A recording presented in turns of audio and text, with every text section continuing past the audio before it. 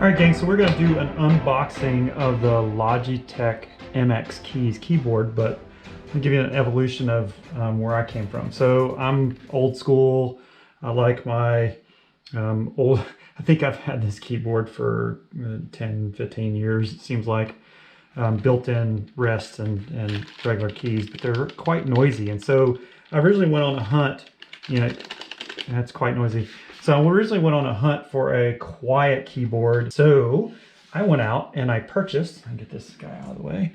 I went out and purchased the MX Keys. So we'll go through the unboxing of the MX Keys Logitech. Now this retails at $99.99 or $99.95 or something like that, just under $100. And I pretty much think that's pretty much what I paid for on Amazon. So let's get this bad boy open here.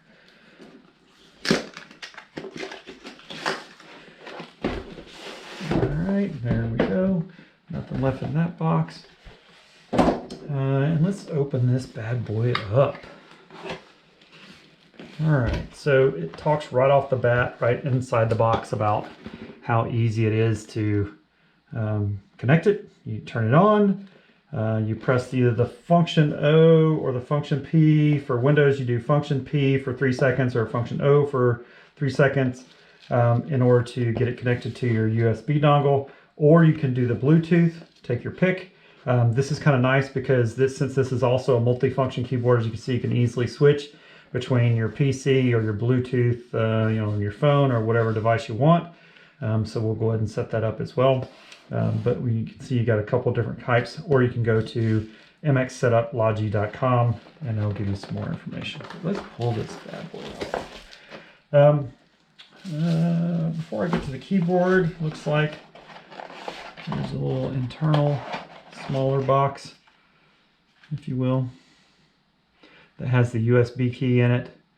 So we'll pull that USB key out. And one of the things that they tout is that they have the universal USB key, which we'll try out and see how well that works. Let's put that off to the side for now. What else we have in here? Oh! This is another aspect that I didn't talk about. Little instructions or safety information is this bad boy. So it uses the USB Type-C interface, and the USB Type-C interface, you're pretty common along most of the devices nowadays. It's what you charge the keyboard with. So the keyboard is rechargeable, and they tout that with that USB-C device or cable, that you can charge it up and it'll last 10 days on a full charge without having to plug it back in. And if you don't use the backlighting function, which is one of the reasons why I got this keyboard as well, if you don't use the backlighting, it'll last up to 5 months on a single charge. So that's pretty impressive. Let's get this guy open. The first thing I kind of notice is it's heavy. I mean, this keyboard is really heavy. Some instructions. The ultimate companion to your MX Keys, which is the Logitech, they're advertising one of the mice.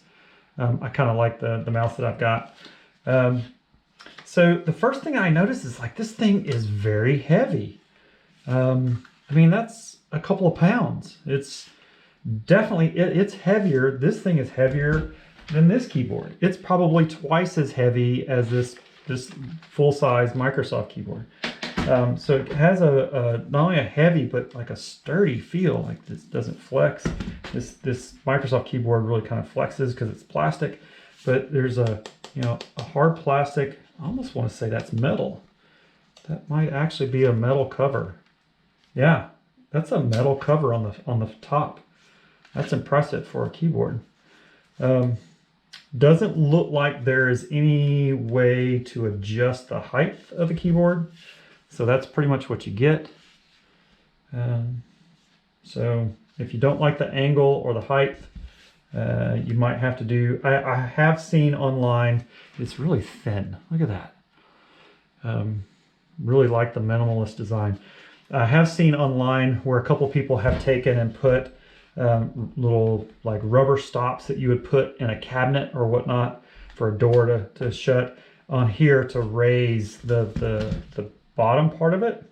And if you also notice, you also notice that I did go ahead and get the Logitech palm rest, which is a pretty nice palm rest as well. It's supposed to be a companion to the MX keyboard. Yeah, I actually got the palm rest before I got the keyboard. But that's pretty cool. I kind of like it. It feels real nice. I like the curved aspect of the keys. So each of the keys has kind of a curved little dip inside each one of the keys, so that gives it a really nice feel over that of a normal, like this chiclet keyboard has a little bit of a concave to the keys, but not much. This is definitely, your fingers kind of fit right into them.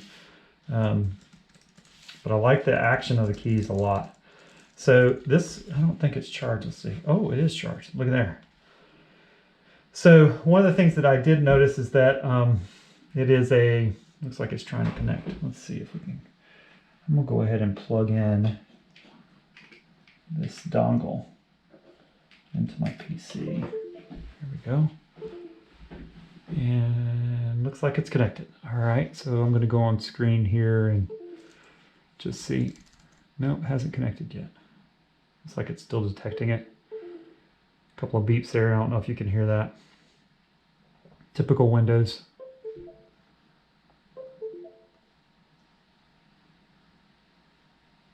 All right. Yep, there it is. It's already connected to the PC. Now, one of the things that it does advertise is that, oh look, just got a pop-up on, and the pop-up says, to experience the full functionality of your Logitech MX Keys keyboard, we recommend installing Logitech Option software. To install the Option software, click Install. Okay, so it's wanting me to log in or create an account to back up my settings. I'm gonna say no for now. All right, so it sees all three of the devices that I have. So I've got the wireless mouse that I have connected, the MX Keys, which we're talking about here, and then there's the K380 that we were talking about before. And I kind of like that it shows the battery charge at the bottom and also how it's connected. Like the K380 is connected via Bluetooth, and then this is connected via the USB key. So I'm just gonna go ahead and click on that device and see what we've got. Oh yeah, let's continue. The backlighting brightness, which we're going to turn up. There we go, all the way so the camera can see it a little bit better. I'll go ahead and go next, and it mentions the battery notification. It'll blink at us, and that's the little indicator right here that it's talking about. And then the customization keys, so all the keys at the top, you have some customization options for those. Obviously, you've got like screen brightness and whatnot. We're going to leave those alone with the default shortcuts for now. And then you can set your F keys, which I'm going to leave defaults. And then the easy switch, this is what we kind of mentioned before, how we can kind of switch between those different devices. All right, we're all set. Let's go to our options and see what we've got.